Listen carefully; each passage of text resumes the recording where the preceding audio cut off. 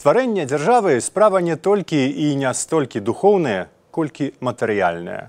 Узнікае непазбежнае пытанне, адкуль БНР брала грошы.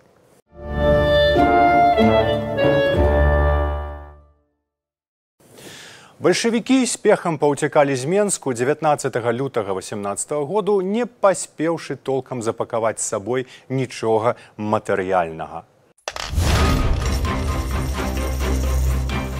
Народны сакратарыят БНР нацыяналізаваў касу менскага казначэйства, у якой на той момант было каля 300 тысячаў царскіх рублёў.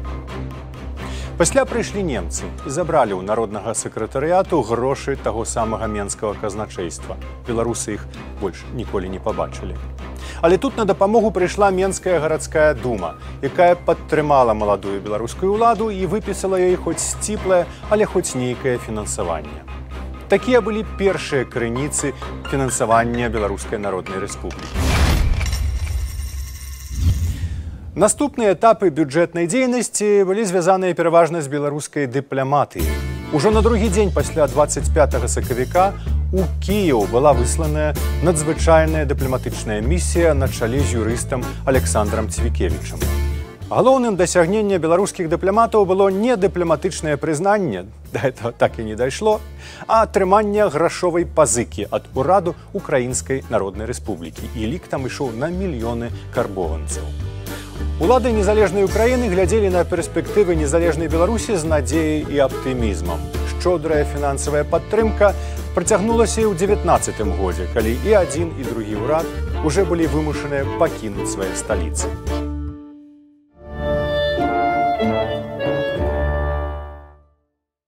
З крэдытам 19 году звязаная амаль дэтэктыўная гісторыя. Бо нямецкі банк, дзе можна было абнаявіць выпісаны акрэдытыў, заявіў, што ў Кіеве ўжо новая ўлада савецкая і выдаваць грошы адмовіўся.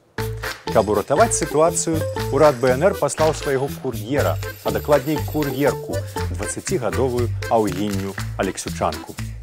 Алексючанка нейкім дзівам прайшла туды і назад праз 3 лініі фронту, паўсюль была арыштаваная, адусюль паўцякала, але ўрэшце выканала сваё заданне, а крэдытыў перапісалі на аўстрыйскі банк. Але пазней, у канцы 20-га, урад БНР перабраўся ў Літву. Там была падпісаная міжурадавая дамова, на падставе якой урад атрымліваў фінансаванне ад літоўскіх уладаў, якія абапіраліся на яго ў змаганні з палякамі за Віленшчыну.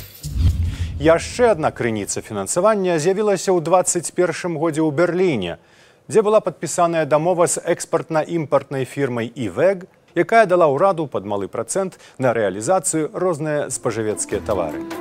Тавары, пераважна адзення, былі вельмі дрэннай якасці, гандаль ішоў слаба, але пэўныя прыбыткі даваў. Вакол гэтых прыбыткаў узнік канфлікт, які ўрэшце прывёў да палітычных праблемаў і скончыўся адстаўкай ураду Вацлава Ластоўскага. Былі спробы атрымаць грошы з іншых крыніц, але ўрад у выгнанні, хоць і меў міністра фінансаў, але з самімі фінансамі заўсёды было цяжка. Адных грошай для пабудовы новай дзяржавы, канешне, мала. Але і без іх не выкрутка. Патрэбныя грошай чым болей, тым больш надзейнымі будуць дзяржаўныя падмуркі.